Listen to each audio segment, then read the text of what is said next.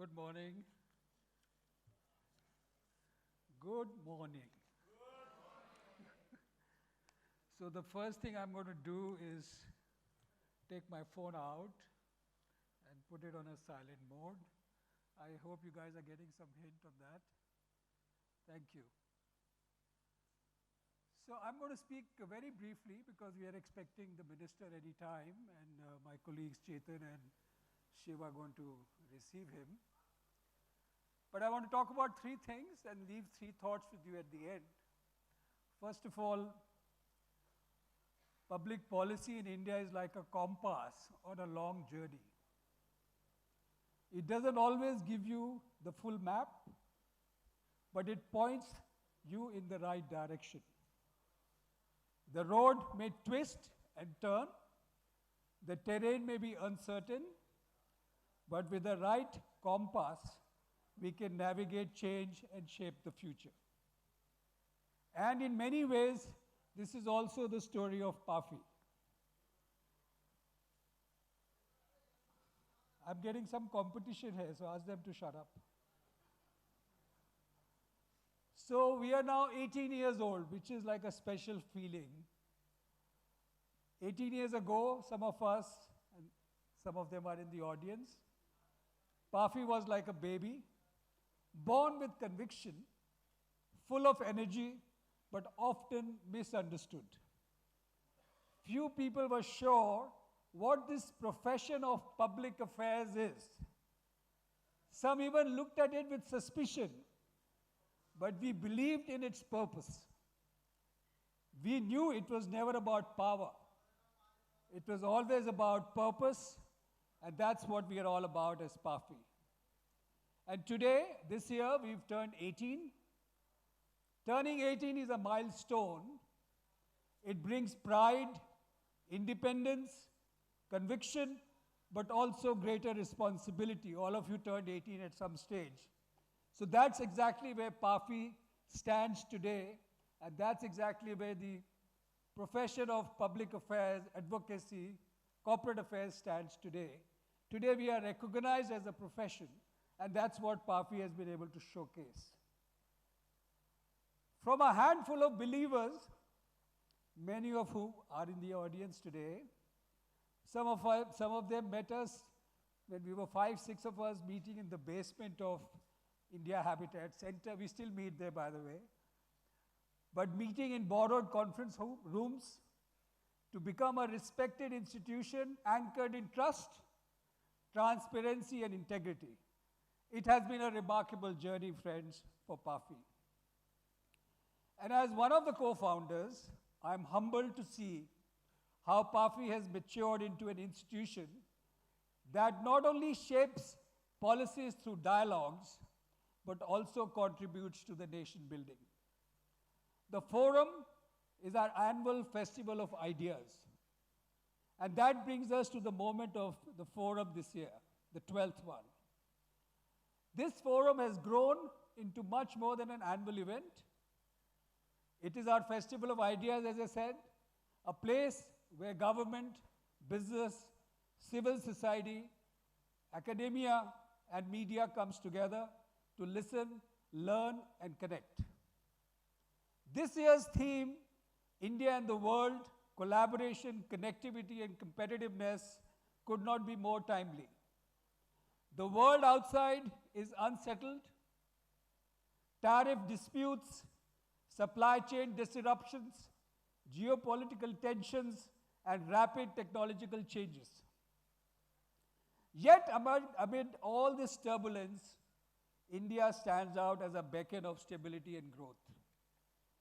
With Q1 GDP growth of 7.8% and the highest among major economies, the question before us is no longer whether India will rise, but how India will shape the global order by 2047. This is the conversation we are going to have here over the next 2 days and 15 sessions or 16 sessions. Now, this is an extraordinary gathering. We are honored to be joined by all of you. We will soon have, over the next 2 days, cabinet ministers, Ashwini Vaishnav ji, Bhupender ji, Hardeep Puri, Chief Minister of Telangana, Governor of New Jersey, who's a Democrat, senior secretaries to the Government of India, eminent personalities like Amitabh Khan, Brenda Borge, and Jaya Rao, media leaders, some of them are sitting here, opinion makers, subject experts, former diplomats who are also here with us, think tanks, educational institutions and associations. PAFI actually takes a lot of pride in building, helping capacity building and working with several educational institutions. And of course, we worked very closely with Indian School of Public Policy. And in this hall, we have a remarkable mix of voices, policy professionals, PAFI members, future leaders, many of them are sitting here, entrepreneurs, diplomats, social entrepreneurs, institutions, and young change makers. I urge each one of you to network and enjoy the next 2 days. This diversity is what makes the forum so enriching. It's a living example of dialogue in action. Of course, none of this would have been possible without those who work tirelessly behind the scenes. My core group members, the last meeting we had was yesterday, the 10th meeting in this hall. Our 28 supporters, they're all listed here. 35 sponsors and over 80 plus speakers. Many of my founder colleagues, 6 of them are sitting here. 2 who are not here are overseas, otherwise they would have been here. And all the past president and the current office bearers. I want to especially thank the president of PAFI, Chetan, who's also the chairman of the forum, my friend Ishtiaq, who's also the chairman, co-chairman of the forum, and Virat, we are missing him today, he had some emergency, and the entire Apple team for hosting countless meetings of the core group in his offices. And of course, Deepshika and her colleagues at BCW for their media support. Shubho and IMAI, which hosts the PAFI offices, and the entire PAFI secretariat. I may not be able to name all of them, but they all have been doing a great job. And of course, my ever reliable assistant, Sudash, you'll find her somewhere. And of course, Renu, my wife, who has always been my greatest source of encouragement and inspiration.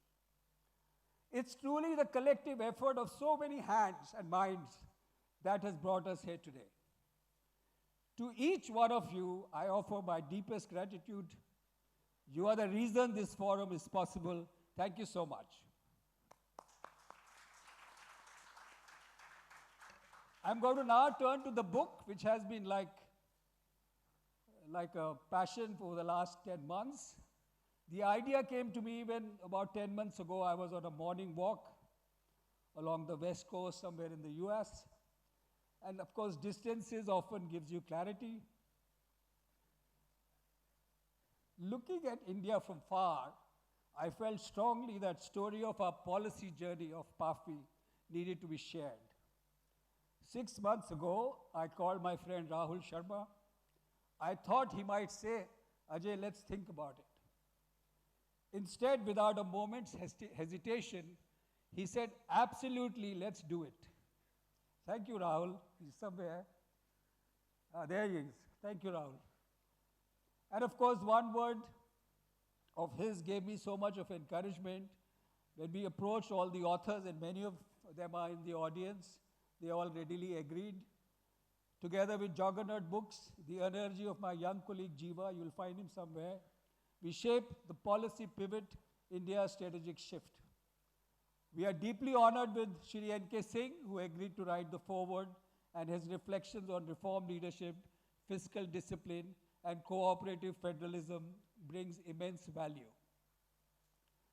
With over 25 contributors, including Minister Hardeep Puri, across society, economy, diplomacy, and the future, the book reflects the ideas shaping India's journey today. Many of them are with us in the hall, as I said, and also share their insight during the forum over the next 2 days. At its core, the policy pivot is a tribute to the public affairs community all of you represent. To those who sense change early, who build trust across divides, and who turn uncertainty into opportunity. That's us. And all of this is built on trust and opportunity. Their work may not always be visible, that is, your work may not be always visible, but it is indispensable to our India's policy dialogue. As Harsh said, the book is available for purchase. It's a bit of a commercial for PAFI. So what is this policy pivot really about? It's about celebration of how far we have come, a call to action, to engage with greater purpose, to embrace complexity and with clarity, and to help build an India that is inclusive, equitable, and globally confident. Because one lesson is clear, sustainable reforms rest on trust. And the trust is not built through transactions.